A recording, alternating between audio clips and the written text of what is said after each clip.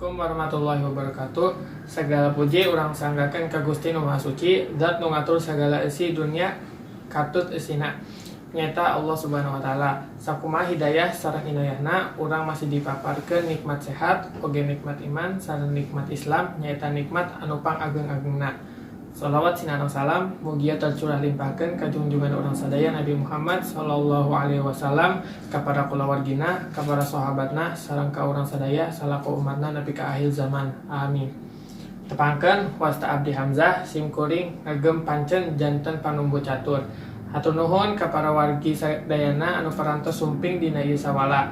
Anu janten tema dina ieu sawala teh nyaeta protokol kesehatan. Ku kituna supados henteu nyangkolong kana waktos, hayu urang sadaya buka ieu sawala ku basmalah sasarengan. Bismillahirrahmanirrahim. Para pangjejer sareng pamilon anu kusim kuring dihormat, dina dinten anu saya urang kasumpingan guru biologi SMA N hiji Majalengka anu parantos kakoncara nyaeta Ibu Hajah Neni Triana MPD. Wilujeng tepang Bu, hatur nuhun kana kasumpinganna.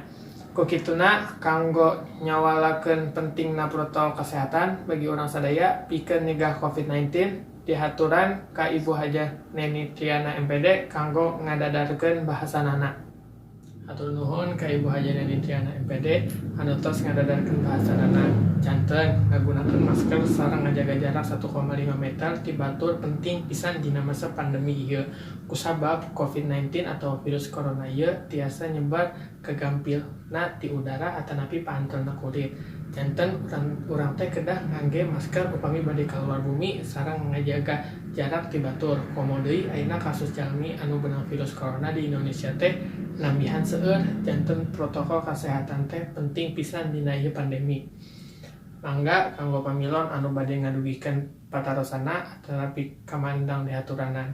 Salajengna eta patarosan atanapi kamandang teh dicatat kanggo engke tiasa diwaler ku Ibu Hajah Neni Triana MPD. Hatur nuhun ka Haidar anu tos ngadugikeun patarosanana. Isi patarosanana nyaeta kumaha cara uninga masker anu leres sareng anu henteu leres. Mangga dihaturanan ka Ibu Hajah Neni Triana MPD kanggo ngadugikeun waleranan. Hatur nuhun ka Ibu Hajah Neni Triana MPD anu parantos ngadugikeun waleranan. Anu isi waleranan nyaeta carana nyaeta gampil. Janten urang ngagunakeun masker terus urungkeun korek api, caketkeun sareng masker bagian payuna, terus urang tiup lamun apina padem maka masker eta henteu sae, lamun apina anggar urung maka masker eta sae. Para pangjejer sareng pamilon, alhamdulillah dina sawala ieu urang sadaya nantiasa kenging ilmu anu teu kinten pentingna kanggo urang sadaya. Nupina dicekakeun dugi ka dieu sawala ieu. Hatur nuhun kana kasumpingan Ibu Hajah Neni Triana MPD sareng pamilon sadayana. Sim kuring salaku panambu catur sareng sapara kanca nedahi hapunten anu kasuhun bila aya carios anu matak teungeunna ka hate. Sakitu anu tiasa ku sim kuring kapihatur kirang langkungna nyuhunkeun dihapunten. Wassalamualaikum warahmatullahi wabarakatuh.